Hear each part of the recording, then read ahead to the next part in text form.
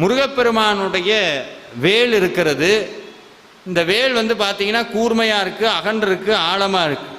நிறையா பேர் இப்போ என்ன ஆயிடுச்சு, யூடியூப்பில் வேலை வச்சு கும்பிடாதீங்க, வேலில் எலுமிச்சம்பழம் குத்துங்க, வீட்டில் வேல் வச்சிங்கன்னா சண்டை வரும், சாமியார் ஆகிடுவீங்க, எதையாவது ஒன்று சொல்லவும் நம்மளுக்கு என்ன வந்துடுது, முதல்ல என்ன வருது, பயம் வந்துடுது.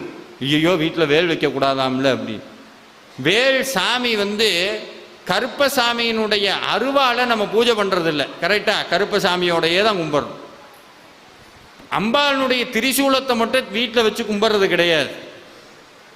சிவபெருமானுடைய மழுன்னு ஒரு ஆயுதம் இருக்குது, அதை நம்ம வச்சு கும்பிட்றது கிடையாது. விநாயகருக்கு அங்குசம்னு ஒரு ஆயுதம் இருக்குது, அதை நம்ம கும்பிட்றது கிடையாது.